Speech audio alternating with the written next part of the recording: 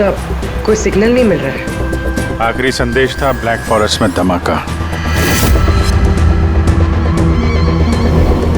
पूरा फॉरेस्ट लगभग कवर कर लिया है। यहाँ तो कोई आदमी भी नहीं दिख रहा है। ऐसी जगह पे कोई धमाका करेगा क्यों?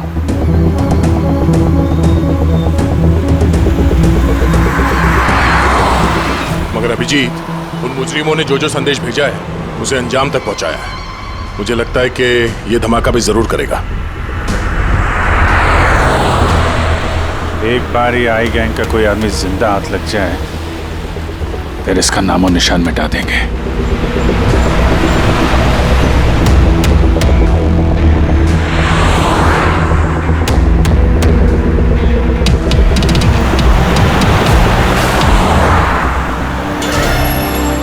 सर वो देखिए, वो खंडर जैसी जगह, शायद बॉम्ब वहीं प्लांट किया हो।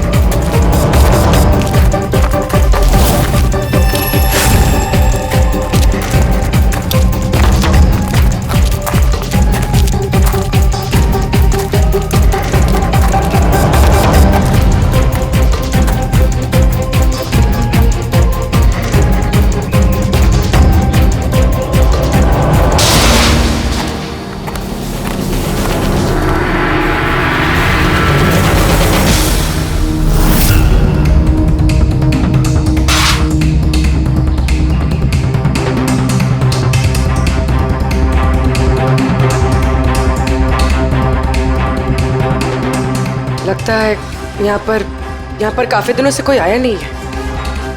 पंकज, जरा वो बॉम्ब डिटेक्टर लेकर आओ। अगर यहाँ पे बॉम्ब बनाया है तो कोई ना कोई ट्रेसेस तो मिलेगा ही।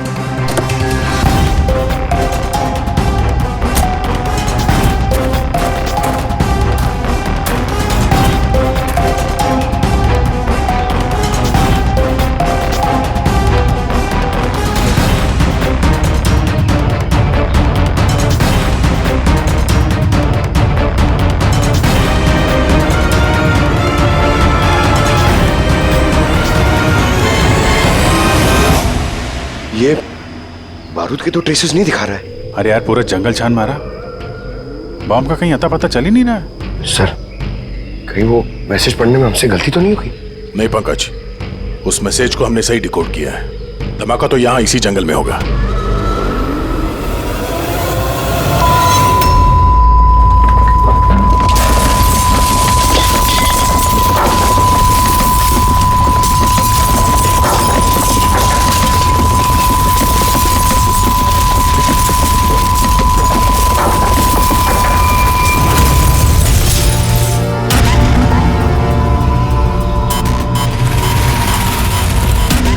आसपास देख के लगता तो नहीं है कि यहाँ पे कोई धमाका हुआ।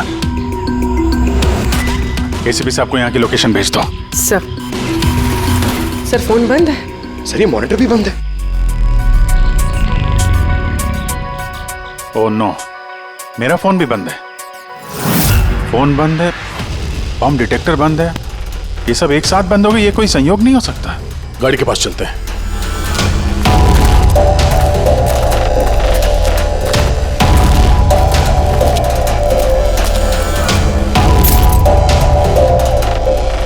नहीं, गाड़ी स्टार्ट नहीं हो रही है, लाइट भी चल नहीं रही है।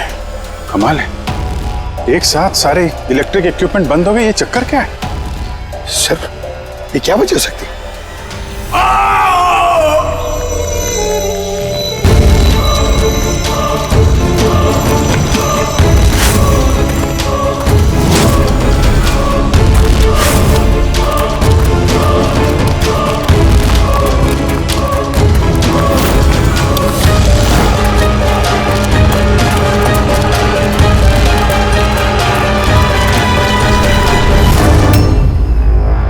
Oh no.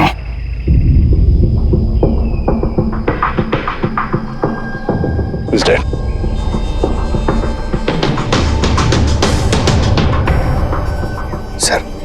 कहीं इस आदमी ने उसकी तरह अपनी जान तो नहीं ले ली? नहीं पंकज, इसके पीठ पे 2 गोली लगी है और ये छाती में एक। ये खुदकुशी तो नहीं है, मर्डर ही है। मतलब बेचारा उन लोगों से बच के भाग रहा होगा। 2 गोली मारी पीठ पे और जब गिर गया तो सामने आके 1 गोली सीने पे। आई गैंग का कोई खुलासा करने वाला होगा ये, इसलिए इसकी भी जान ले ली। चीखने की आवाज तो अभी अभी आई थी ना। देखो जरा आसपास देखते हैं क्या वो लोग।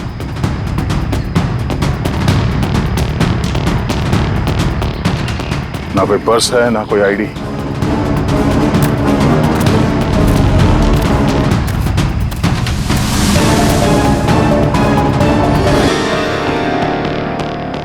ये चेहरा कुछ जाना पहचाना लग रहा है।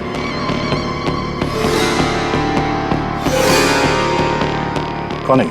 रघुवीर, साइंटिस्ट रघुवीर। मशहूर वैज्ञानिक डॉक्टर रघुवीर लापता हैं। आज सुबह वो घर से मॉर्निंग वॉक के लिए निकले, लेकिन घर पर वापस नहीं लौटे। 6 महीने पहले किडनैप हुआ था ये आदमी। आज मिला तो इस हालत में। या हाथ में और पैर पे रस्सी का निशान है।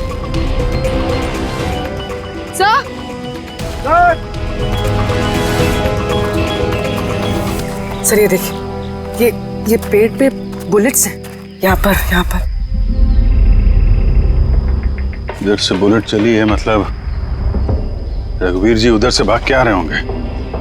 इस तरह से भाग के आ रहे थे तो वहीं कहीं बांध के रखा होगा उन्हें। चलो देखते हैं उधर।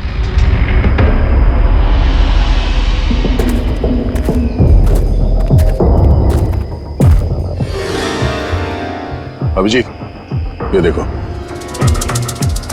ये 2 अलग अलग निशान है। ये जूतों के और ये पैरों के निशान।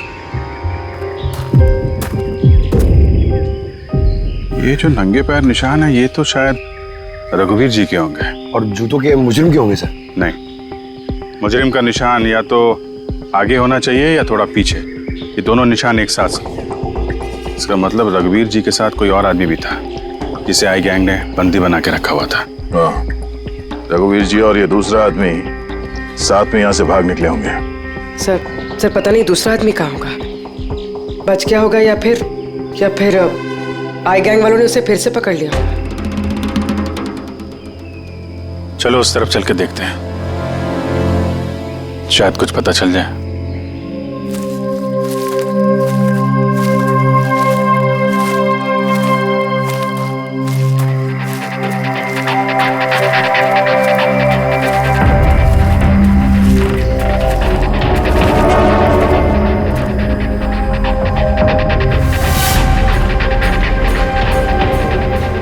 इन लोगों का अड्डा है।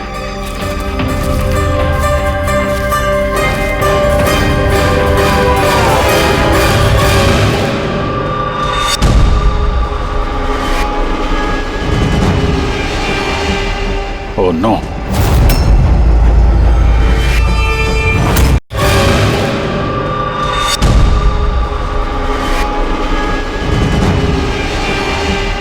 ओह नो, बाहर है कोई?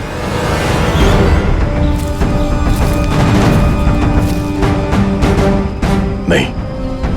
माय गॉड, इतना सारा खून है यहाँ पे, गोलियां चली हैं।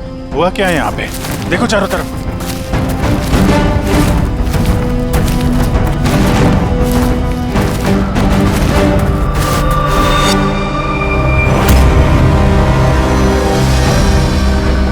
हाँ, नहीं, मर चुकी है। बेचारे, लगता है यहाँ पे कैंपिंग करने आए होंगे। उन्हें क्या पता था कि उनके साथ ये होने वाला है। मगर सर ये आई गैंग इन बेगुनाहों को क्यों मार रहा है सर? लगता है इन लोगों को आई गैंग के बारे में कुछ पता लग गया था जो उन्हें नहीं पता चलना चाहिए था।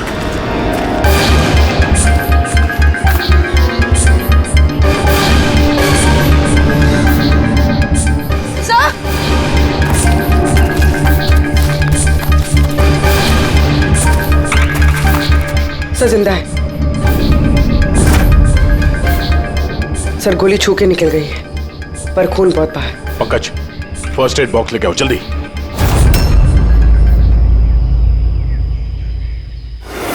देखो घबराओ मत, हम लोग सीआईडी से। क्या नाम है आपका? तान्या और मेरे दोस्त। आपके दोस्त अब इस आपके दोस्तों पे हमला किसने किया? किसने मारा? पता नहीं, हम लोग तो कैंपिंग करने आए थे, अचानक एक अजीब सा आदमी आया। मुझे बचा लो, मुझे बचा लो, मुझे बचा लो।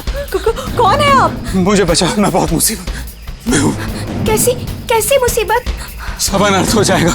क्या अनर्थ हो जाएगा? वो सबूत उन लोगों के हाथ नहीं लगना चाहिए। ये आप किनकी बात कर रहे हैं और कौन सा सबूत? लगता है इनकी दिमागी हालत ठीक नहीं है। बचाओ मुझे। भाई साहब आप तसल्ली रखो, हमारे कुछ दोस्त जंगल गए हैं लकड़ी काटने, वो बस कुछ देर में आ जाएंगे, फिर वो आपको सही सलामत छोड़ देंगे, आप बिल्कुल टेंशन मत लीजिए। वो डॉक्टर रघुवीर थे, उनकी भी मौत हो गई। आप लोग सही वक्त पे आ गए, वरना मैं भी नहीं बचती। तान्या, आप जब आदमी यहाँ पे मदद मांगने आए थे तो क्या हुआ था उस वक्त? वो मेरा बॉयफ्रेंड समीर, वो उन्हें मेन रोड तक छोड़ने गया था और वो भी लौट कर नहीं आया, और तभी अचानक कुछ लोग आए।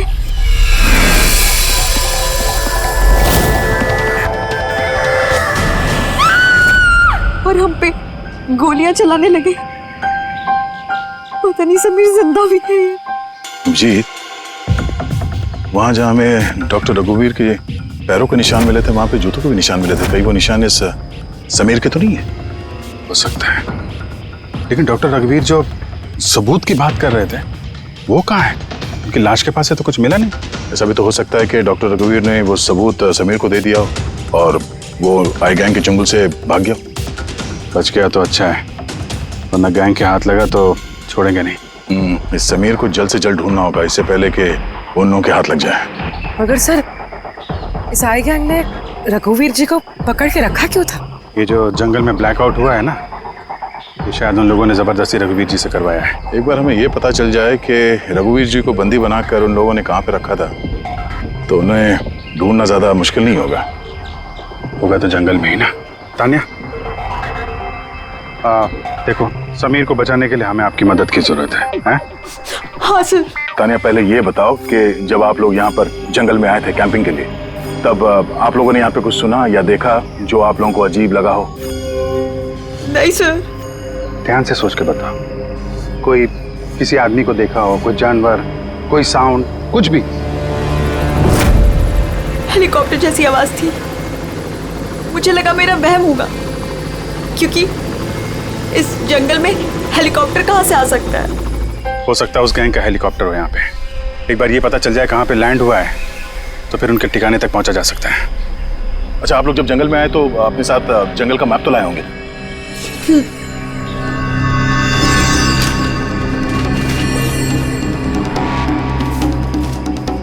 ये देखो, इस जंगल में तो हर तरफ पेड़ ही पेड़ है। यहाँ पे ये जगह खाली है और एक ये दो जगह पे पेड़ कम है, यहाँ पे चांसेस हैं। ठीक है, चल के देखते हैं। पूर्वी, पंकज, तान्या पे ध्यान रखना, हम लोग चेक करते हैं।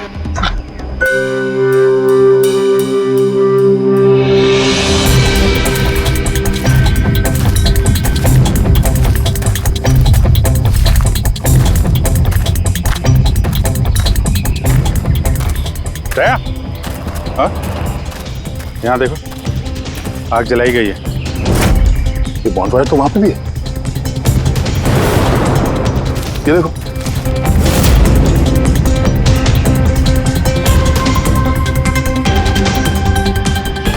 यहाँ पे और इधर भी। ये तो ऐसा लगता है पूरा सर्कल बनाया गया है। हाँ, ताकि रात को जब ये चॉपर यहाँ पे लैंड हो, उसे रोशनी मिल सके लैंडिंग के लिए।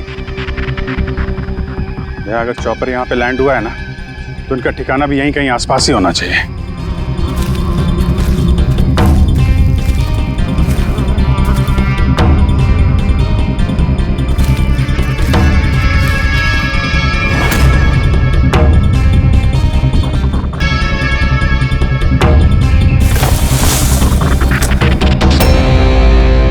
डिफेंस एरिया,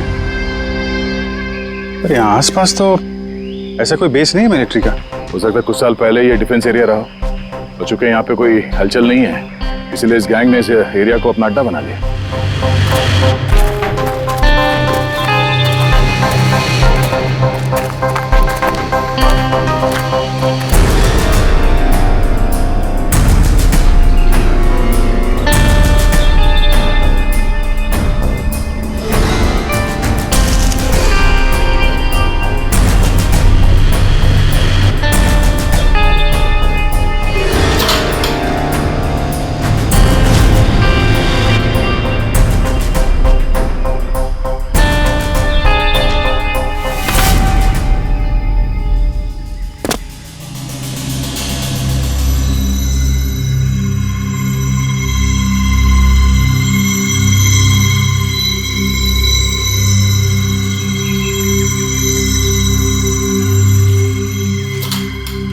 ये देखो, लगता है रघुवीर जी को यहीं पे बांध के रखा था और यहाँ पे उनसे कोई जबरदस्ती काम कराया जा रहा था।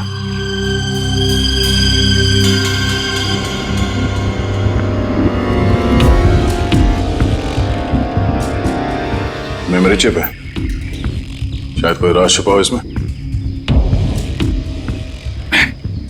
क्यों?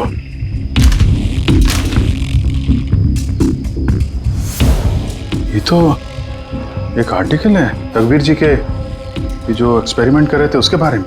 ये कैसे काम करता है, इसकी वजह से सारे इलेक्ट्रिक इक्विपमेंट ठप हो जाते हैं।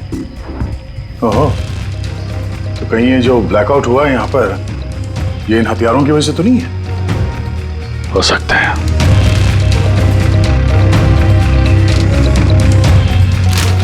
ब्लूप्रिंट है बॉम्ब का, इलेक्ट्रोमैग्नेटिक पल्स वेपन।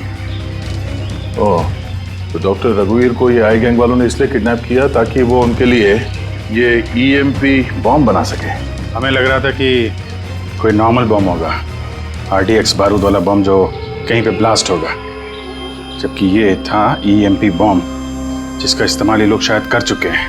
तभी हमारा जितने भी इलेक्ट्रिक उपकरण थे चल नहीं रहे थे, गाड़ी बंद हो गई थी, मोबाइल फोन कुछ भी नहीं चल रहा था।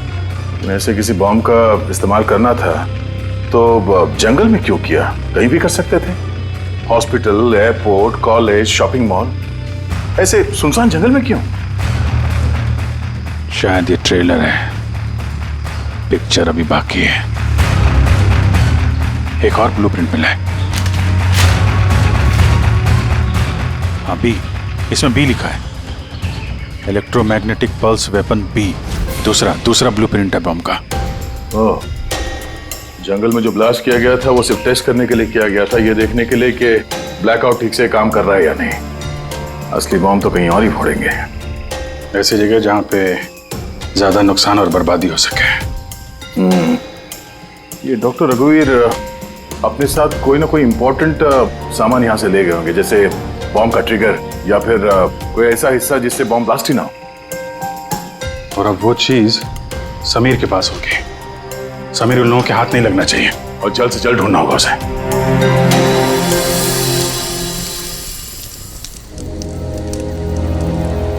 हाँ, ठीक हो जाओगे, ओके? कुछ नहीं होगा तुम्हें। पूर्वी, हाँ, तानिया की तबीयत बहुत ज्यादा खराब लग रही है, इसे कुछ हो तो नहीं जाएगा?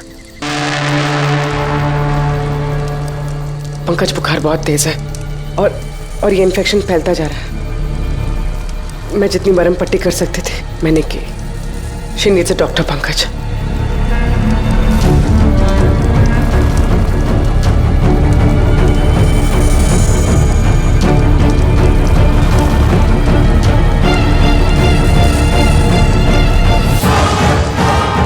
सर अभी से भी नहीं आया बेटा।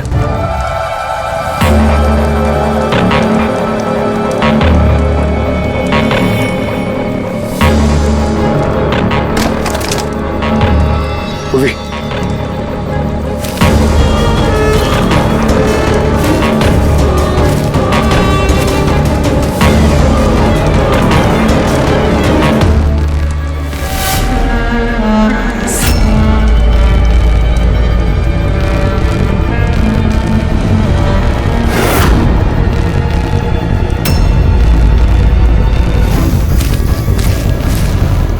लगता है आए गैंग वाले। तुम एक काम करो, तुम तानिया को लेकर यहाँ से निकलो, अभिजीत सर और दया सर को ढूंढो, मैं इन लोगों से निपटना है। नहीं नहीं नहीं नहीं, मैं तुमको अकेले छोड़ के नहीं जाऊंगा। इस आई गैंग का सामना हम साथ में करेंगे। पंकज बहस मत करो, तुम जाओ यहाँ से।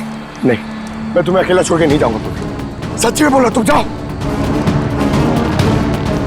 पंकज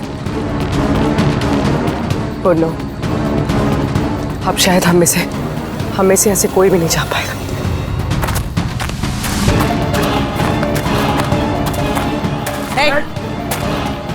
रुक जा, पीछे रुक जा इधर।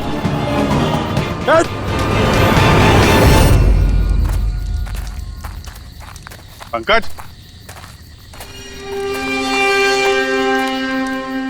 उर्वे, तानिया, ये कहाँ चले गए? अरे पंकज, नहीं है यहाँ तो नहीं है। अरे यार कहीं उस गैंग के हाथ तो नहीं लग गए? उर्वे, पंकज, यहाँ तो कोई भी नहीं। अरे ये तो पूर्वी की लिखावट है। अरे लगता है हमारे लिए कुछ संदेश लिखना चाहती थी, इसके पहले यहाँ पे कुछ गड़बड़ हो गई। हाँ मगर आरे का मतलब क्या हो सकता है? अरे रेडियो, रेडियो हो सकता है। हाँ, क्योंकि उस नंबर स्टेशन पे भी मैसेजेस रेडियो फ्रीक्वेंसी के जरिए भेजे जा रहे थे। और अब इस ब्लैकआउट के बाद मोबाइल फोन तो काम नहीं कर रहे हैं, सिर्फ रेडियो बजता है आपस में संपर्क के लिए। और शायद इस ईएमपी बॉम्ब का असर रेडियो फ्रीक्वेंसी पे नहीं होता। गाड़ी में पड़ा हुआ है रेडियो।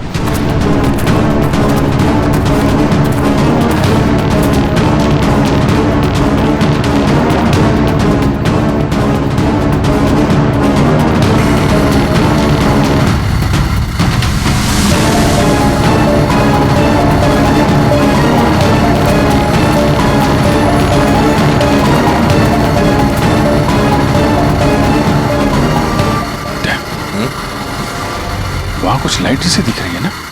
हाँ, पूर्वी और पंकज को शायद वहीं लेकर गए होंगे उन लोग। वहीं चल के देखते हैं।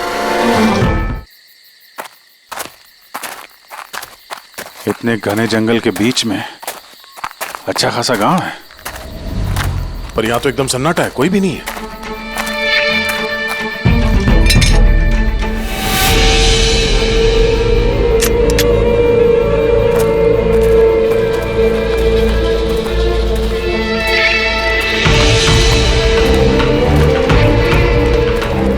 इतना अंधेरा है।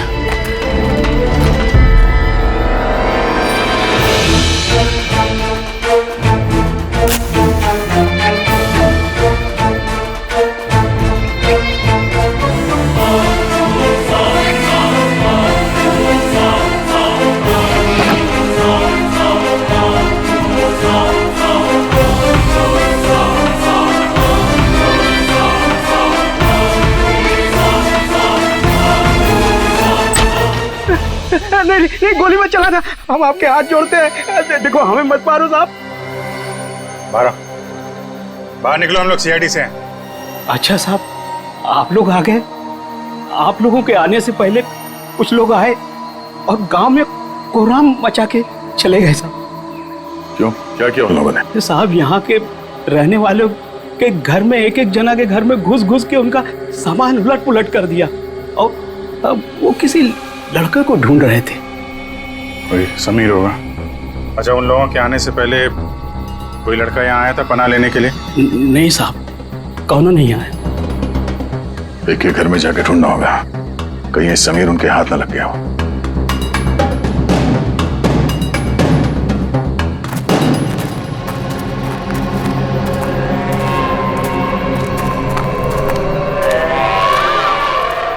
जी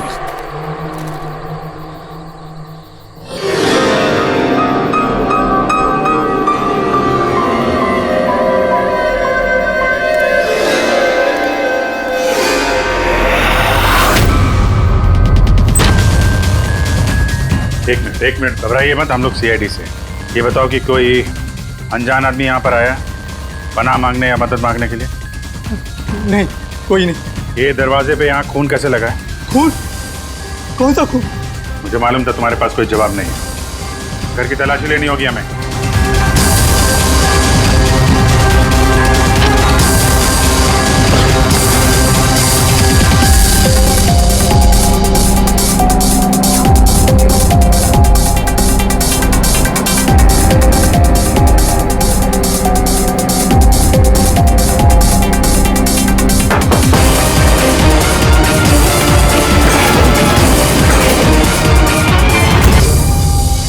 मुझे मत मारना, मेरे पास कोई सामान नहीं है।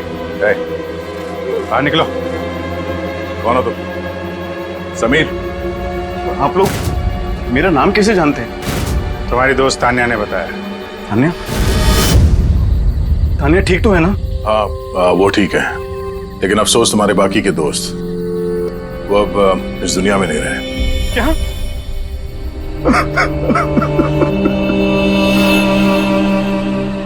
मैं तो उनकी मदद करने गया था, मुझे क्या पता था ये सब कुछ हो जाएगा।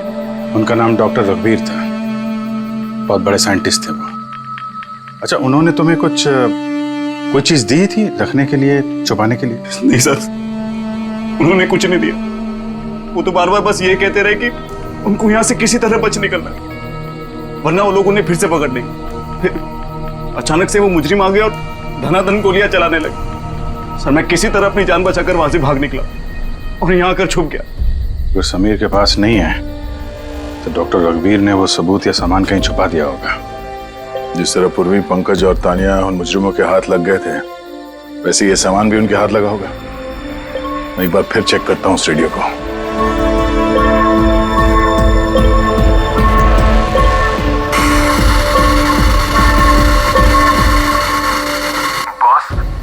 बॉस हमने सब जगह देख लिया, नहीं मिला। ठीक है, एक काम करो, फैक्ट्री में वापस आ जाओ, प्लान बी चालू करते हैं। या सबूत नहीं मिला होगा इन लोगों को, या फिर समीर। अब ये तो फैक्ट्री में जाके पता चलेगा। हो सकता है पूरी, पंकज भी वहीं हो। यहाँ आसपास कोई फैक्ट्री है क्या?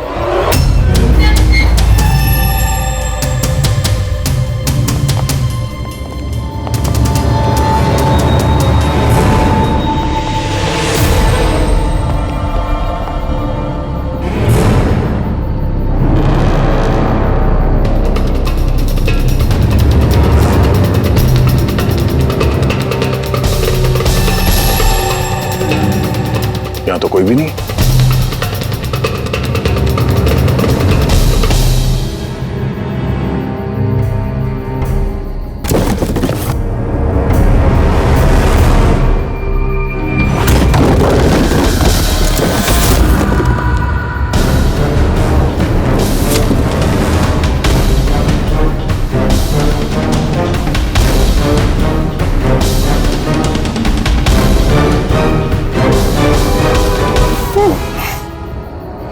पंकज, पूर्वी, पंकज, ठीक हो तुम? पूर्वी, कैसे हो तुम लोग? हाँ? सर आप लोगों को यहाँ नहीं आना चाहिए था। आप लोगों को यहाँ बुलाने की उसकी साजिश थी सर। क्या? प्लीज यहाँ से चले जाइए। साजिश? क्या बात कर रहे हो तुम लोग? हाँ?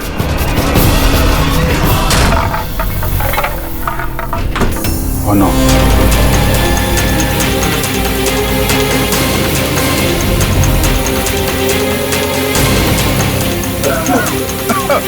निकलो! संभालो, संभालो!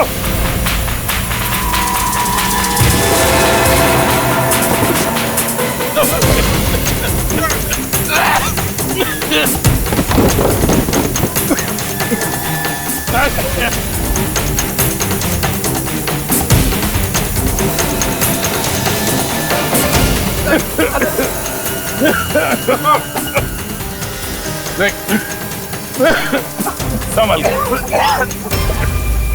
गया। बैठी, तुम लोग पीछे हटो, पीछे हटो।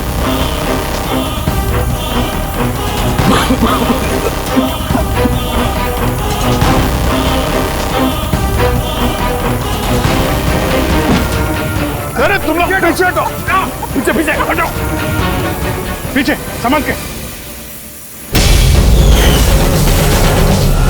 आई गैंग कोराम मचा के रखा इस गैंग ने। आज तक कोई ऐसा मुजरिम नहीं था, कोई ऐसी गैंग नहीं थी जो हमारे हाथ से निकल गई है।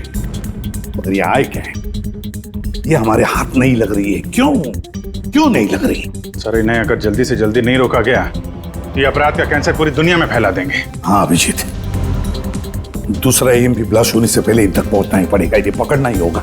मगर सर, ये किसे पता चलेगा कि वो दूसरा बॉम्ब कहाँ पे ब्लास्ट करने वाले हैं? लोग तो निकल गए थे वहां से, शायद उनके हाथ वो खास चीज लग गई जो डॉक्टर रघुवीर के पास थी। अभिजीत, याद है दया को वो चिप मिली थी बंकर में? शायद उस चिप के अंदर ब्लास्ट की डिटेल होंगी। सर वो चिप पासवर्ड प्रोटेक्टेड थी, लेकिन मैंने उसका कोड क्रैक कर लिया। एक मिनट सर, ये देखिए।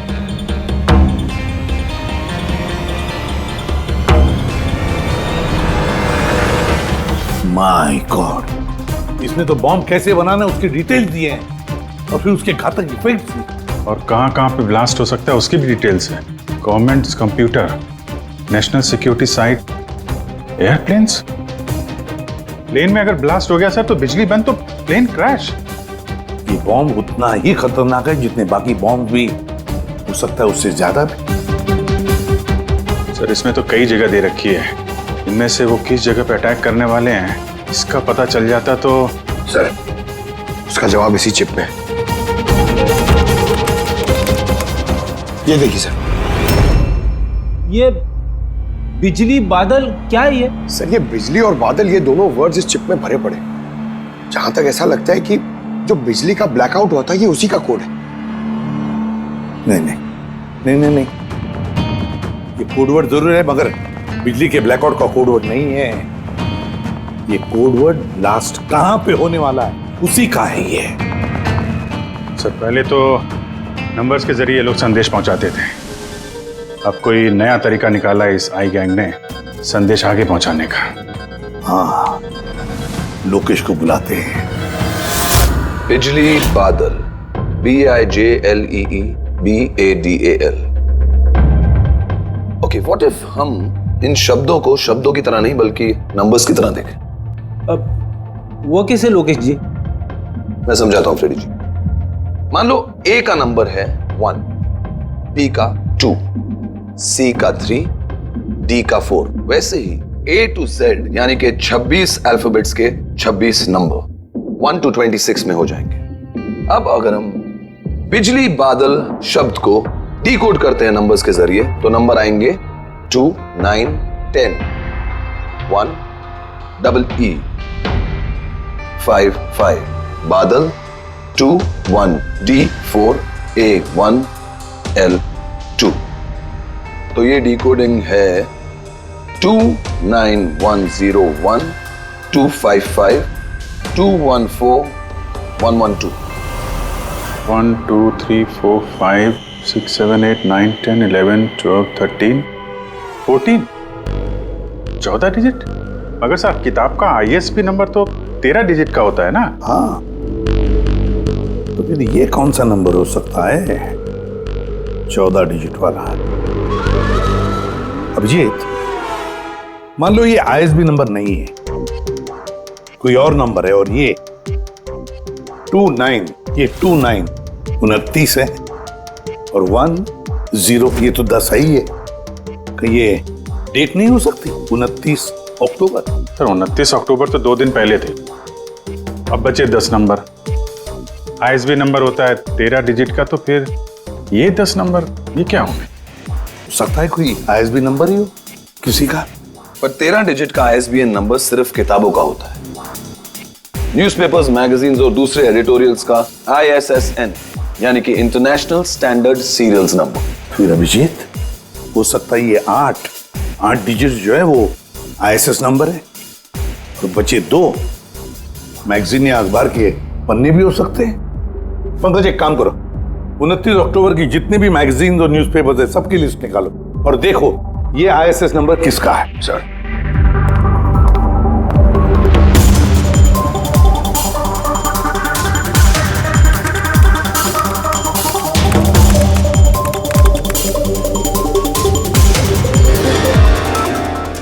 सर ये तो कोई न्यूज़पेपर का आईएसएस नंबर है, मुंबई मेल, कोई कॉन्फ्रेंस के बारे में।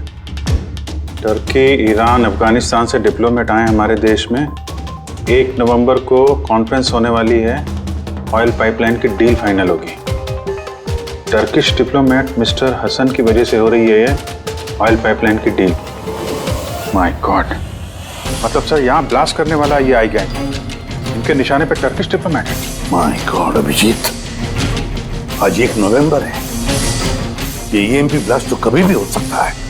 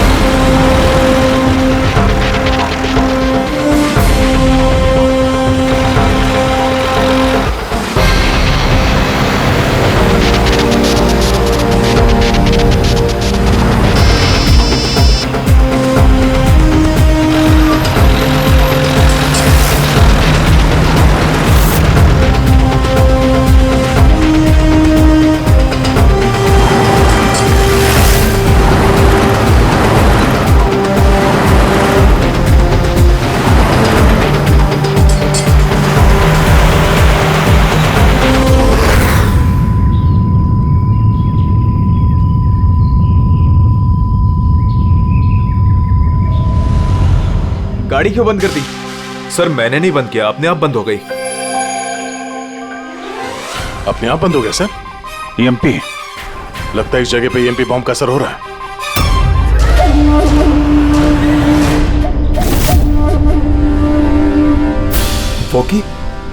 वॉकी भी नहीं चल रहा है। एसी क्यों बंद है? सर सब गाड़ियां बंद हो गई हैं और वॉकी टॉकी काम नहीं कर रहा है।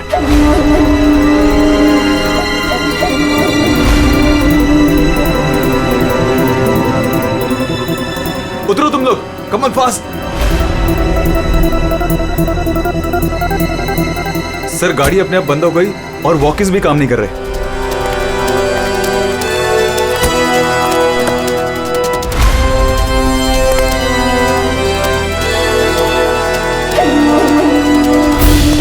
गार्ड्स कवर करो। सर पता नहीं अचानक से गाड़ी बंद पड़ गई और कोई भी इक्विपमेंट्स काम नहीं कर रहा है और मोबाइल का नेटवर्क भी नहीं आ रहा है।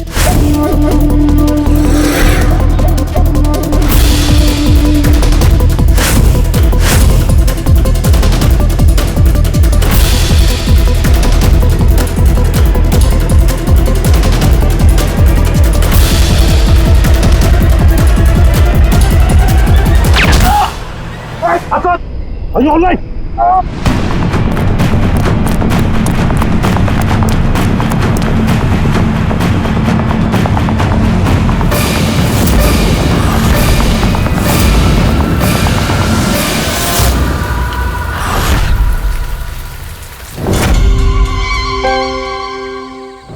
समीर, तुम? कभी नहीं। सूरज, असली समीर तो तब का मर चुका है। असली समीर मर नहीं चुका है, उसे तुमने मारा है और अब असली समीर बनकर घूम रहे हो। असली वाले को मार, मैंने उन गांव वालों को धमकाया। अगर किसी को भी मेरे बारे में बताया दोनों अपनी जान से हाथ धो। नहीं। जानबूझकर तुम सीआईडी वालों को मैं उस फैक्ट्री की लोकेशन पे ले गया ताकि तुम सबकी चिता वहीं जाए। सपने देखना बंद करो। सीआईडी की चिता जलाने वाले बहुत आए और बहुत गए। चिता तो अब तुम लोगों की जलेगी। अभिजीत, गाड़ी में अगर पेट्रोल खत्म हो जाए तो गाड़ी खत्म नहीं होती, उसमें फिर से पेट्रोल डलता है और गाड़ी फिर से चलती है। हमारी गैंग भी वैसी ही है, फिर से पेट्रोल डालें, लेकिन इस बार गाड़ी कहां रुकेगी इसका तुम लोग अंदाजा भी नहीं लगा सकते। इस बार तुम्हारी गाड़ी हमारी जेल की सलाखों के पीछे रुकेगी। तुम्हारी गैंग का बॉस कौन है? उसका तुम्हें कभी पता नहीं चलेगा।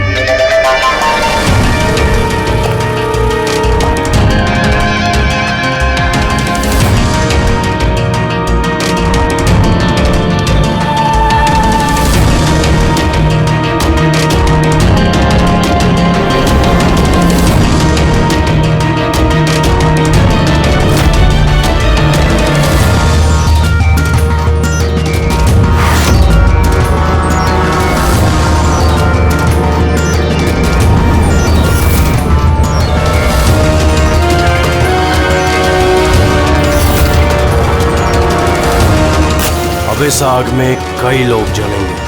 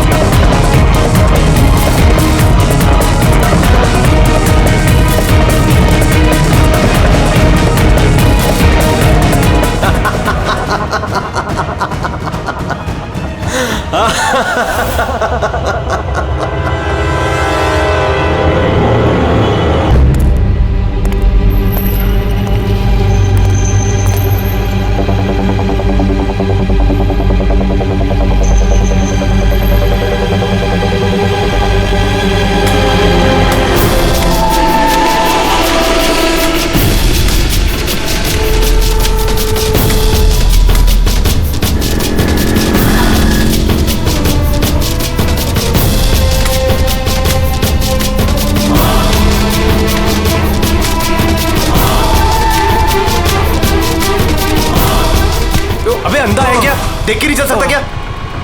अंधा ही हूँ भाई। अरे भाई सॉरी, मेरी छड़ी मुझे पता नहीं था। आपको ऐसे नहीं निकलना चाहिए, कहीं चोट लग जाएगी आपको। माफ करिए, पर मुझे ध्यान देना चाहिए। ठीक है, आराम से जाइएगा। जी जी। आप चले जाएंगे या मैं छोड़ के आऊँ? नहीं, मैं चला जाऊंगा। ठीक है, थैंक यू।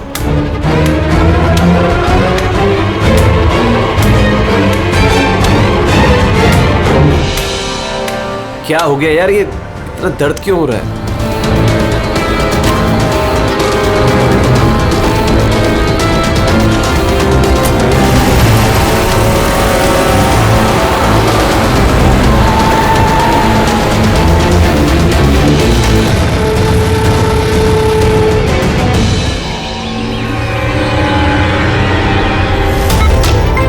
कुछ नहीं होगा रमन, तुम्हें कुछ नहीं होगा। Hold on Raman. पैर पकड़ो। डॉक्टर इंजेक्शन, जल्दी फास्ट, क्विकली। डॉक्टर इंजेक्शन दो जल्दी।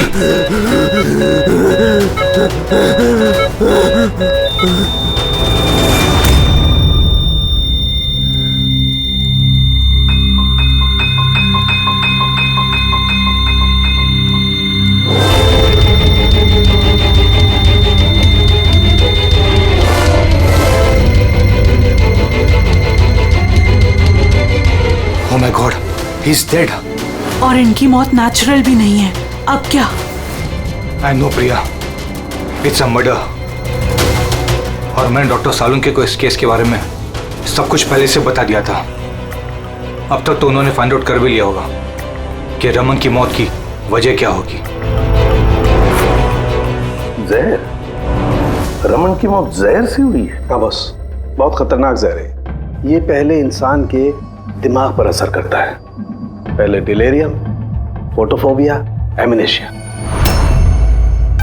उसके बाद ये जहर इंसान के बाकी के अंगों पर असर करता है। बाकी के अंग धीरे धीरे काम करना बंद कर देते हैं और इंसान की मौत हो जाती है। सर साहब, इसका कोई एंटीडोट तो होगा ना? हर जहर का एंटीडोट होता है फ्रेडी, लेकिन उसके लिए हमें उस जहर के बारे में पूरी जानकारी होनी चाहिए। बस ये जहर आसानी से पकड़ में नहीं आता है। मुझे भी बहुत सारे टेस्ट करने पड़े इसे ढूंढने के लिए। सर, जहर दे के मारना एक अलग बात है, और ऐसा जहर देना जिससे इस तरह तड़प तड़प के मरे, ये जरा चौंकाने वाली बात नहीं लगती? लेकिन ये जो भी कोई है, ऐसी नफरत करता था रमन के साथ कि उसने उसे ऐसी खतरनाक मौत दे दी। समझ में नहीं आता कौन हो सकता है ये, कौन होगा? कोई भी हो सकता है सर। सर, रमन को जुए की लत थी। क्रिकेट, रेस कोर्स, सट्टा, हर तरह का जुआ।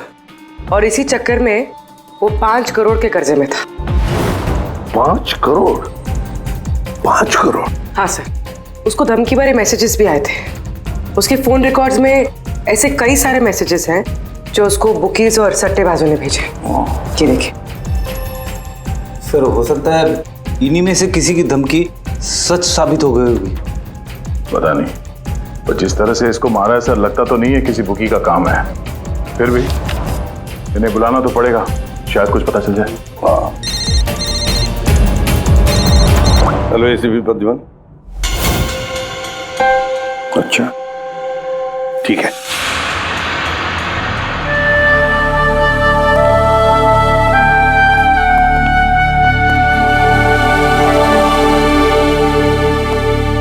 आप रमन का चचेरा भाई हितेन। हितेन, किसी ने रमन का खून कर दिया है। क्या लगता है आपको किसने किया होगा? मुझे नहीं पता सर। बुरे काम का बुरा नतीजा, एक ना एक दिन तो ये सब होना ही था सर। अब किसने किया, कैसे किया, ये तो नहीं पता सर। लेकिन इतने सारे लोगों से दुश्मनी, इतने सारे लोगों का कर्जा, उन्हीं में से किसी ने। अच्छा, आपके अलावा परिवार में इनका और कौन? माँ है इसकी, लेकिन अब वो कहाँ पर है ये मुझे नहीं पता। ठीक है हितेन, हमारी इन्वेस्टिगेशन अभी चल रही है, तो बॉडी अभी यहीं रहेगी हमारे पास। आप अपना कॉन्टैक्ट नंबर वहाँ लिखवा दीजिएगा, जरूरत पड़ेगी तो आपको तकलीफ देंगे। जी सर।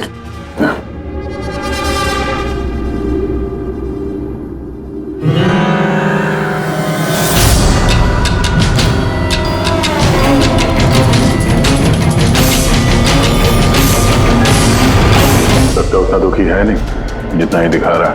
हाँ, बॉडी ले जाने की जल्दी नहीं थी, जैसे ही बोला जाओ तो निकल गया। कोई पूछताछ नहीं कब मिलेगी बॉडी। गड़बड़ है, गड़बड़ है ये हितेन, बड़ी गड़बड़ है। ऐसे लग रहा था जिसे ये बात पक्की करने आया था कि रमन मरा है या नहीं। नजर रखो उस पर। रमन, रमन बेटा, रमन क्या हुआ बेटा? रमन। मैम, आप बेटा है मेरा रमन, माँ मैं इसकी वसुंधरा। बेटा क्या हुआ? मैं तो तेरा इंतजार करती रही कि तू आएगा और मुझे घर ले जाएगा एक दिन, पर तू तो इतना दूर चला गया बेटा। रमन, तो आप अपने बेटे रमन के साथ नहीं रहती थी? जी नहीं सर। आप? सर मेरा नाम मदन है। भगवान, मुझे क्यों बिठा रखा यहाँ पे? उठा लेता मुझे ही। संभालो अपने आप को। और कितना रोग इस नालायक के लिए। इसको अपनी करनी की सजा मिली है। नहीं बेटा, ऐसा मत कहो। चाहे जैसा भी था, बेटा था मेरा। क्यों, ऐसा क्या किया था इसने इनके साथ? इन्हें अपने ही घर से बाहर निकाल दिया, सड़क पर छोड़ दिया अकेले। ऐसा क्यों? बोला माँ बहुत कर्जा है, घर बेचना पड़ेगा और मेरा खर्चा भी नहीं उठा सकता, इसीलिए मुझे छोड़ दिया। और फिर क्या करती सर, ठीक से दिखाई नहीं देता। कहाँ जाती मैं? पड़ी रही फुटपाथ पे, भूखी प्यासी, बेघर बेसहारा। फिर शायद भगवान को दया आ गई और उसने उस फरिश्ते को भेज दिया। उसका चेहरा तो नहीं देखा मैंने, लेकिन उसने मुझे अपने साथ चलने के लिए कहा और मैं चली गई। एक बड़ा आदमी मुझे इसके पास ले गया। सर दरअसल मेरी एक संस्था है, संयुक्त वृद्धाश्रम। हम वहाँ पर कोशिश करते हैं कि इन जैसे बुजुर्गों को घर जैसा प्यार और सम्मान मिल सके। माँ जी मुझे वृद्धाश्रम के गेट पर मिली थी एक चिट्ठी के साथ, जिसमें लिखा था कि इनका ख्याल रखना। बस उसी दिन से संयुक्त वृद्धाश्रम इनका घर बन गया। आज सुबह लैंडलाइन पे फोन आया कि इनके बेटे की मौत हो गई है। बस इनसे रहा ही नहीं गया। माँ है ना। मेरी आपसे विनती है, इसके कातिलों को छोड़ना मत सर। जरूर सजा दिलवाना सर, जरूर सजा दिलवाना। देखिए माँ जी, मैं आपसे वादा करता हूँ, हम रमन के कातिल को नहीं छोड़ेंगे, उसे कड़ी से कड़ी सजा दिलवाएंगे। आप प्लीज चिंता मत कीजिए। थोड़ा ख्याल रखिए अपना। मदन, इनका ख्याल रखना। और एक बात, किसी भी चीज की आप लोगों को जरूरत पड़े तो हमें जरूर याद करना। कमाल है तारिका, हॉस्पिटल के डॉक्टर्स की रिपोर्ट के हिसाब से इसकी जांघ पर ये जो निशान है ना, ये या तो किसी एलर्जी का है या फिर किसी जहरीले कीड़े मकोड़े के डंक का निशान है।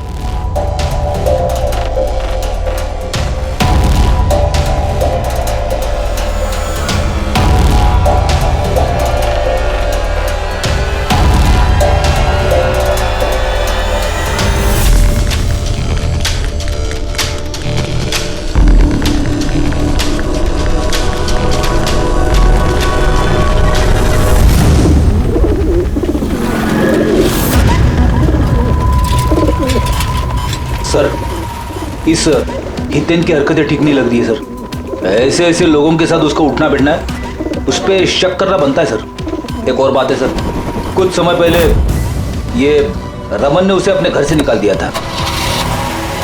अब रमन के मरने के बाद वो उसकी प्रॉपर्टी हड़प करने की कोशिश कर रहा है सर। सर एक मिनट, यहाँ आएंगे प्लीज। सर इसके स्किन पे ना मुझे कुछ ये अजीब सा दिख रहा है।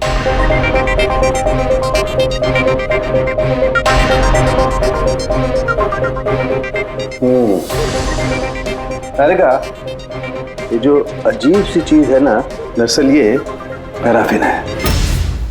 पैराफिन? मोम। अरे तो इसका मतलब वो जहर इसके थाई में नहीं इंजेक्ट किया गया? किया गया, वो जहर इसकी थाई में ही इंजेक्ट किया। तो फिर ये मोम कहाँ से आया? मोम कहाँ से आया?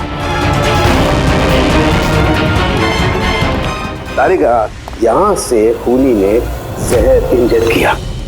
दरअसल ये जहर मोम से, पैराफिन से कोटेड था, इसीलिए इसकी इस चमड़ी पर भी और इसके खून में भी हमें पैराफिन मिला है। क्योंकि खूनी नहीं चाहता था कि ये जहर तुरंत इसके शरीर में जाकर के असर दिखाए, इसलिए उसने इसे कोट कर दिया। और ये जो जहर है, इसको माइन, ये एक बायो पॉइजन है, जैविक जहर। खूनी ने इसे मोम से कोट किया, इसके शरीर में इंजेक्ट किया और फिर इसके शरीर की गर्मी से मोम पिघलने लगा और वो जहर इसके खून में मिलकर के अपना असर दिखाने लगा। मतलब ये जहर किसी लिक्विड फॉर्म में नहीं बल्कि पैलेट यानी छोटी गोली के फॉर्म में इसके शरीर में डाला गया है। एग्जैक्टली।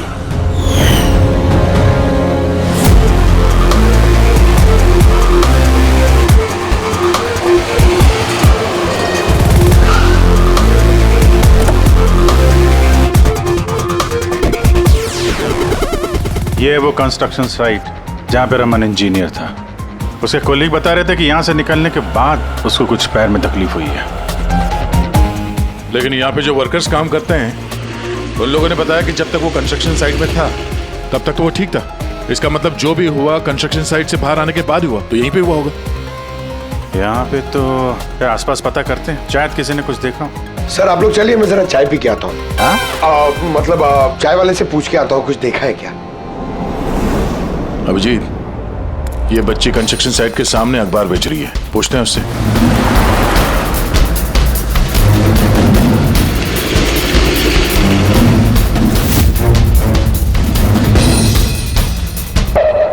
क्या नाम है बेटा आपका? चुटकी। चुटकी। अच्छा बेटा जरा ये देखो, ये फोटो देखो ध्यान से। इनको जानती हैं, पहचानती हैं? हाँ, ये अंकल तो हमेशा मुझसे अखबार खरीदते थे, पर 3 दिन से ये नहीं आए। तो 3 दिन पहले आपने इस अंकल को यहाँ पे देखा था? हाँ, एक आदमी के साथ ये टकरा गए थे, इनको चोट भी लगी थी। वो आदमी बहुत अजीब था। अजीब मतलब? अबे अंधा है क्या? देख के नहीं चल सकता क्या? अंधा ही हूँ भाई।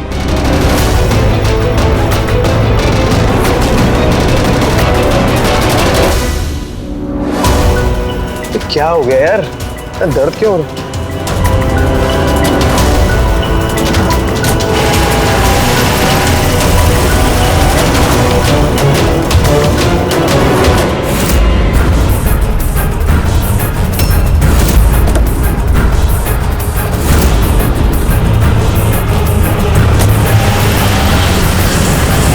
तो अंधा नहीं था और उसी ने हमला किया रमन पे।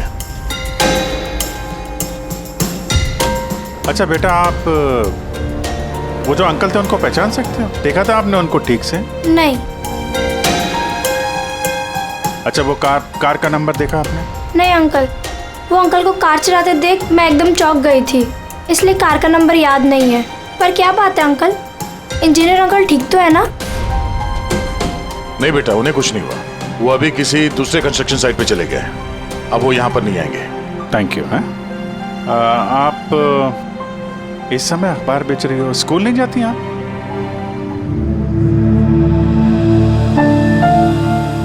क्या बात है, हैं? स्कूल तो जाना चाहिए। आप कितनी इंटेलिजेंट लड़की हो। एक्चुअली हर बच्चे को स्कूल जाना चाहिए और आपको भी जाना चाहिए। पर स्कूल जाने के लिए बहुत सारे पैसे चाहिए ना अंकल, मेरे पास पैसे नहीं है। बेटा, अगर आपको पैसे ना देना पड़े तो आप स्कूल जाएंगी? हाँ अंकल, जरूर जाऊंगी, मुझे पढ़ना है।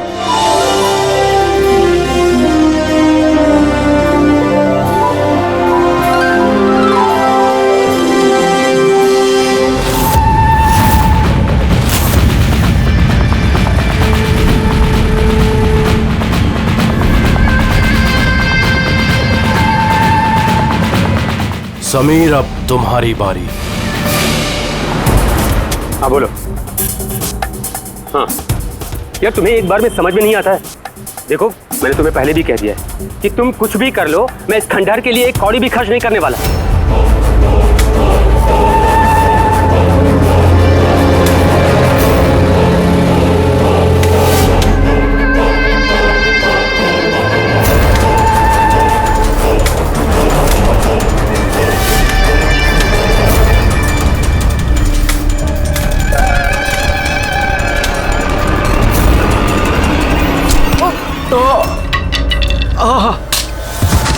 ओए, दिखाई नहीं दे। मेरी छड़ी। Sorry, I am sorry. मेरी छड़ी। I am sorry, extremely sorry. अब आपको कहीं लगी तो नहीं? आप ठीक है ना? मैं आपको कहीं ड्रॉप कर दूं? नहीं, मैं ठीक हूँ, मैं चला जाऊंगा। आप ठीक है ना? नहीं, I'm okay। आप संभाल के जाइए। हाँ जी, आप संभाल के जाइए। Okay, thank you.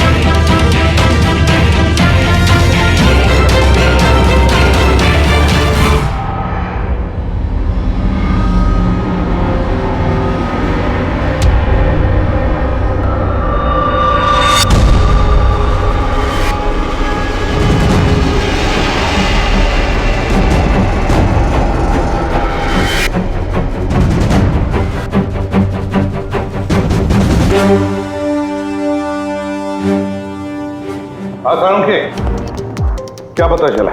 बस इस आदमी को जो जहर दिया गया ना, वो भी किसी पौधे से ही बनाया गया है। क्या? ये भी किसी पौधे से? हाँ बस, लेकिन ये कौन सा जहर है, ये अभी तारिका पता कर रही है। इस जहर का नाम है रिकिनस कम्युनिस, और ये जहर पहले वाले जहर से भी बहुत ज्यादा तेज और खतरनाक है। रिकिनस? अब ये किसी पौधे का नाम है क्या? हाँ फ्रेडी, ये किसी पौधे का नाम है। और बॉस, ये कोई आम पौधा नहीं है, बहुत मुश्किल से मिलता है।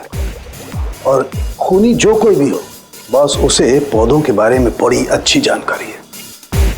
हाँ, जानकारी तो होनी चाहिए पौधों के बारे में, तभी तो। लेकिन सर, इन हत्याओं की वजह क्या है? ना तो हमें रमन की हत्या का कारण पता है और ना समीर का, और दूर दूर तक इन दोनों का एक दूसरे से कोई संबंध ही नहीं है। सर, समीर और रमन के बीच में एक चीज तो कॉमन है। क्या? माय गॉड, तो ये है वो कड़ी जो समीर और रमन को जोड़ती है। तो क्या दोनों ने एक ही गलती की? जी सर, रमन की तरह समीर ने भी अपने बूढ़े और कैंसर पेशेंट पिता को घर से निकाल दिया था। हमने उनके बारे में छानबीन की और एक ऐसे शख्स से मिले जिन्होंने समीर के पिता को ढूंढने में मदद भी की और इस केस को एक नया मोड़ दिया। कौन है वो? सर, ये डॉक्टर दिनेश है। Hello sir. कैंसर सेंटर के चोरी। समीर के पिताजी का इलाज यही कर रहे थे। डॉक्टर दिनेश, जरा एक बात समझाइए। समीर ने अपने पिताजी को घर से बाहर निकाला था, तो फिर ये समीर के पिताजी आपके यहाँ कैसे पहुंचे, आपके कैंसर सेंटर में? किसी ने उन्हें हॉस्पिटल पहुंचा दिया था। मैं हॉस्पिटल पहुंचा ही था जब मैंने इनको देखा। ये चेयर पे बैठ के कुछ बड़बड़ा रहे थे, हाथ में लिफाफा था। मैंने पूछा कि कौन है, लेकिन इनको कुछ याद नहीं था। मैंने उनके हाथ से लिफाफा लिया। पैसों के अलावा उसमें एक चिट्ठी भी थी। उसमें लिखा था कि इनको कैंसर है और हम इनको अपने यहाँ एडमिट करके इलाज शुरू करें। एडमिशन के लिए डिपॉजिट की रकम लिफाफे में है और इलाज के पैसे भी हॉस्पिटल के अकाउंट में ट्रांसफर हो जाएंगे। उनकी उम्र और हालत को देखकर मैंने उनको एडमिट तो कर लिया, पर मुझे चिंता थी अगर पैसे ना मिले तो। लेकिन भगवान का शुक्र है, अगले ही दिन इलाज के पूरे पैसे 10 लाख रुपए हॉस्पिटल के अकाउंट में ट्रांसफर हो गए थे। 10 लाख रुपए किसने ट्रांसफर किए? सर 100% खूनी ने दिए होंगे। सर, बैंक डिटेल से पता चल जाएगा। पता चल गया। एक्चुअली पैसे समीर की वाइफ रत्ना ने दिए थे सर। ये सब मेरी गलती है सर। मेरी वजह से समीर की जान चली गई। मैंने ही उसे उकसाया था।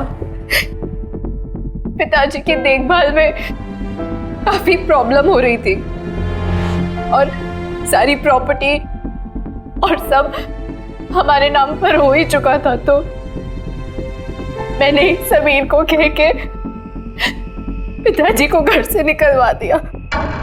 शर्म नहीं आती तुम्हें? समीर के पिता तुम्हारे भी पिता समान थे, उनको ही घर से निकाल दिया। ये सब करने के बाद फिर उनकी इलाज के लिए 10 लाख रुपए क्यों दिए? मुझे किसी ने धमकी दी थी सर कि अगर पिताजी के इलाज के लिए 10 लाख रुपए नहीं दिए तो वो समीर को और मुझे मार देंगे। सर, मैंने उन्हें 10 लाख रुपए दे दिए, फिर भी उन्होंने समीर को मार दिया। और अभी भी कहा है कि अगर हर महीने पिताजी के इलाज के लिए 50,000 रुपए नहीं दिए तो वो मुझे भी मार देंगे। किसी पे शक है तुम्हें? नहीं। उसके बारे में कुछ याद है? उसकी आवाज, उसका लहजा, कुछ भी याद नहीं। सर प्लीज मुझे बचा लीजिए। सर मैं मरना नहीं चाहती।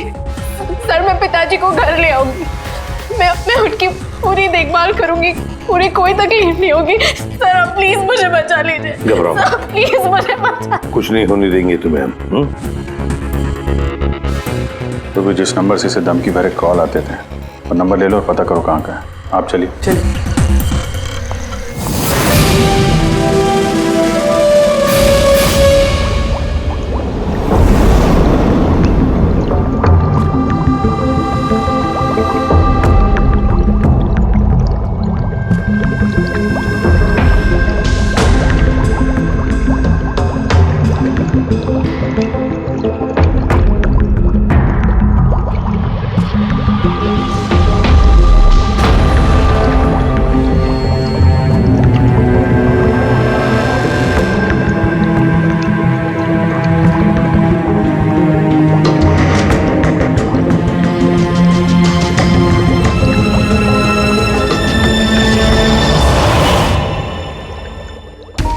सर हमने इतने सारे एंटीडोट्स बना लिए, लेकिन इसकी क्या गारंटी है कि खूनी इन्हीं में से किसी जहर का इस्तेमाल करेगा?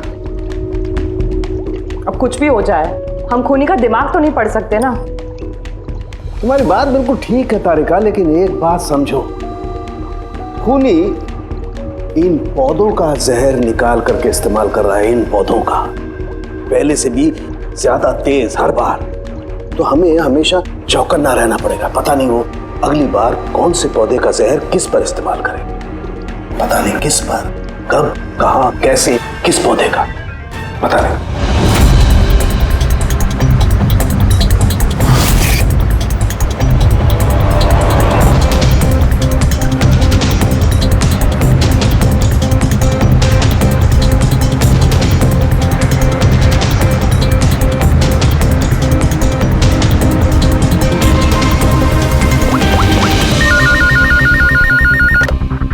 हेलो।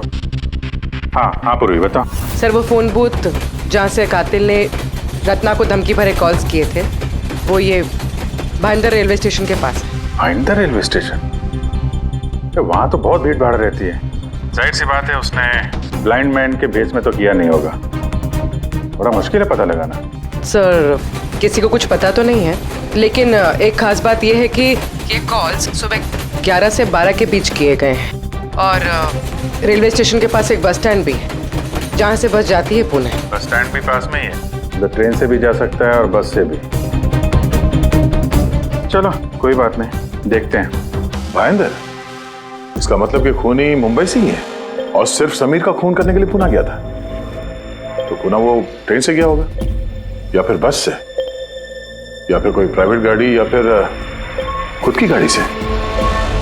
वही तो सर, खूनी को पता था कि हम लोग रत्ना तक पहुंच जाएंगे, पर ये कॉल वाली बात खुलेगी, इसलिए वो हमें गुमराह कर रहा है। सर खेल खेल रहा है हमारे साथ। हाँ, खेल खेल रहा है। मगर सर हम लोग खूनी तक पहुंचेंगे कैसे? हमारे पास उसके खिलाफ तो कोई इंफॉर्मेशन है ही नहीं और हमें यह भी नहीं पता है कि उसका अगला शिकार कौन होने वाला है। पंकज, इससे पहले कि खूनी अपनी शिकार तक पहुंचे, हम शिकार उसके सामने डाल देंगे। ये घटना आज सुबह 10 बजे की है। मुंबई के गोरेगांव रेलवे स्टेशन पर एक बुजुर्ग ने रेल के नीचे आकर अपनी जान देने की कोशिश की। वहां मौजूद लोगों ने उन्हें बचा लिया। आइए जानते हैं कि आखिर वो क्या वजह है जिसने एक बुजुर्ग को ये करने पर मजबूर कर दिया। क्यों पकड़ के रखा हुआ? छोड़ दो मुझे, मैं नहीं जीना चाहता हूँ। क्या करूंगा मैं जी करके? लेकिन आपके साथ हुआ क्या है? आखिर आप क्यों मरना चाहते हैं? क्या हुआ? मेरे साथ क्या हुआ? मुझे मेरे इकलौते बेटे ने घर से बाहर निकाल दिया धक्के दे करके। मैंने अपने बच्चे को इतने प्यार से पाला पोसा और उसने मुझे घर से बाहर निकाल दिया। ये तो बड़े दुख की बात है। आखिर क्या हो गया हमारी आजकल की पीढ़ी को? आपका बेटा करता क्या है? क्या करता है? स्कूल जाता है। टीचर है? नहीं, पढ़ता है। स्कूल में पढ़ता है। अभी 8 साल का ही तो है। जी क्या कहा आपने? क्या कहा? आपका बेटा कितने साल का है? कितने साल का है? आपने कहा 8 साल का है। मेरा बेटा 8 साल का है, उसने मुझे घर से बाहर निकाल दिया। मैं मर जाऊंगा। सुना आपने? इनका दावा है कि इनके 8 साल के बेटे ने इनको घर से बाहर निकाल दिया। आखिर क्या वजह है? कौन है ये 8 साल का बच्चा? रेल की पटरी पर जान देने की कोशिश करने वाले बुजुर्ग के 8 साल के बेटे का पता चल गया है। वो दरअसल 33 साल का सॉफ्टवेयर इंजीनियर है। बुजुर्ग की दिमागी हालत ठीक नहीं है, इसलिए अब भी वो उसे 8 साल का बच्चा ही समझते हैं। उनका बेटा अमेरिका में रहता है और उसने उन्हें घर से बाहर निकाल दिया है। उसके बाद ही बुजुर्ग ने अपनी जान देने की कोशिश की। आइए उनके बेटे से ही पूछते हैं कि उन्होंने आखिर ऐसा क्यों किया। सर एक सवाल सर, क्या ये सच है कि आपने अपने पिताजी को घर से बाहर निकाल दिया है? हाँ ये सच है। सर आखिर आपने ऐसा क्यों किया? आपको एक बार भी बुरा नहीं लगा? हाँ निकाला मैंने और बुरा भी नहीं लगा। आप जानते हैं इनको? आपने कभी झेला इनको अल्जाइमर्स की बीमारी है। मैं पागल हो गया उनका ख्याल रखते रखते। मेरी खुद की एक लाइफ है, मेरी वाइफ है, मेरी फैमिली है। मैं क्या करूं? कब तक पैसे दे के इनका ट्रीटमेंट का काम कराते रहूं? मैं पैसे नहीं है मेरे पास, सब खत्म हो गया। अरे यहाँ से, अरे छोड़ दो मेरा पीछा, मेरे दूर चले जाओ मुझसे। परेशान हो गया आपसे मैं। ये तमाशा देखो खड़ा कर दिया। खुश हो गए? चले जाओ, मुझे छोड़ गए यार।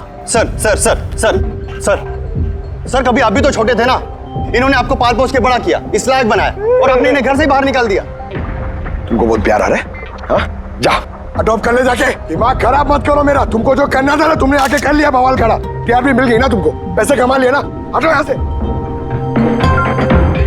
तो देखा आपने कि किस तरह एक लड़के ने अपने बाप को घर से बाहर निकाल दिया। अब ये बेचारे बुजुर्ग कहाँ जाएंगे, किसके साथ रहेंगे? इन्होंने अपनी सारी पूंजी अपने लड़के पे लगा दी और आज इनके लड़के ने इनको घर से बाहर निकाल दिया।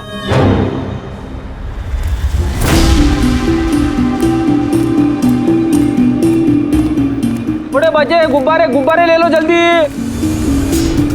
गुब्बारे वाला गुब्बारे ले लो। अरे बेटा गुब्बारे गुब्बारे गुब्बारे ले लो,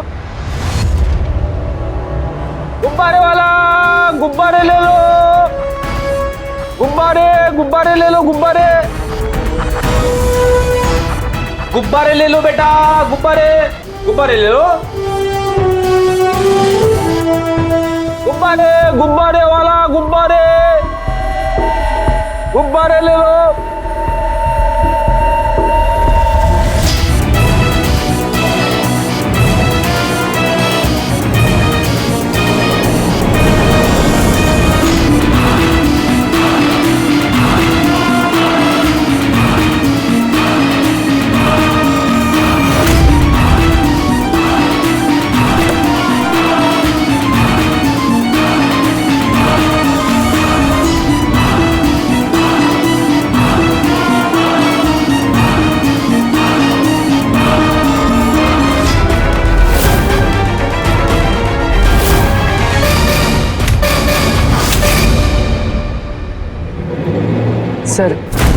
सर एक अंधा बिल्डिंग की तरफ आ रहा है।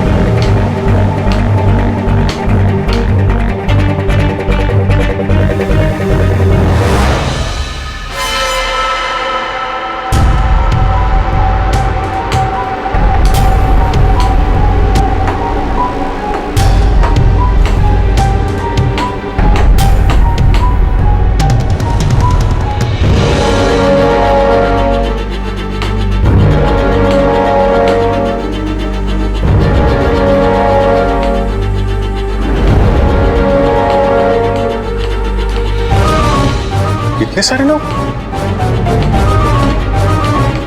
सर इतने सारे अंधे एक साथ? हमने तो एक सोचा था, यहाँ तो 8-10 निकले। लगता है ये कोई चाल है। आप लोगों को जाना कहाँ है? एक मिनट आप लोग रुकिए। एक मिनट, यहाँ कैसे आके आप लोग? आइए। ये आप सब कहाँ हैं आप लोग? यहाँ क्या बात है? क्या हुआ? यहाँ आंखों का फ्री चेकअप होने वाला है। संपत है आप? संपत? उसने ही बुलाया था हम लोगों को। देखिए यहाँ पे ऐसा कोई शिविर नहीं है।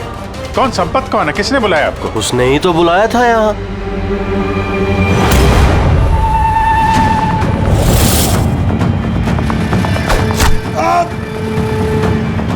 पंकज! पंकज! क्या हुआ? पंकज! वो रहा, पकड़ो उसे, छोड़ना नहीं।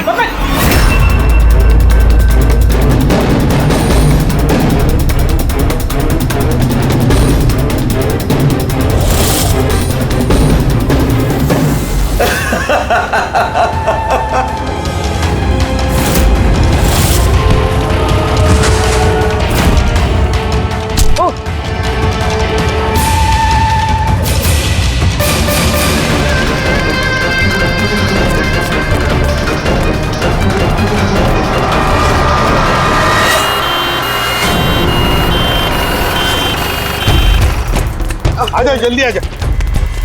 पंकज तुझे कुछ नहीं होगा। पंकज इसे एम्बुलेंस लेके चलो।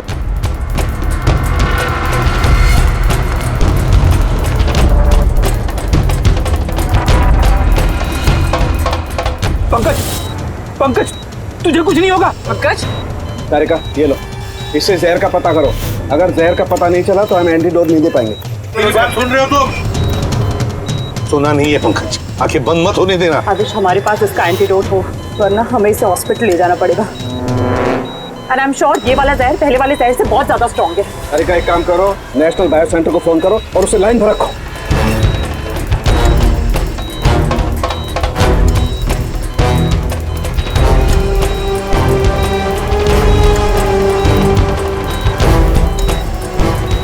Pankaj, don't worry, Pankaj.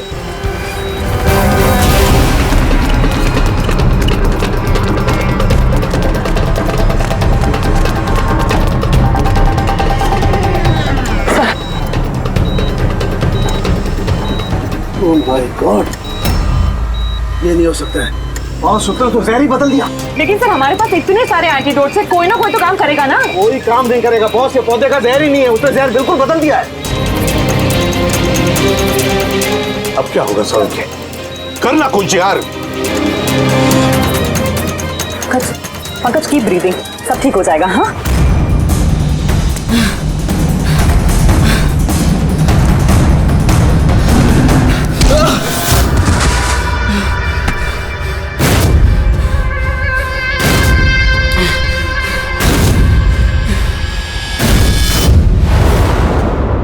Sir, मेरा नाम मदन है।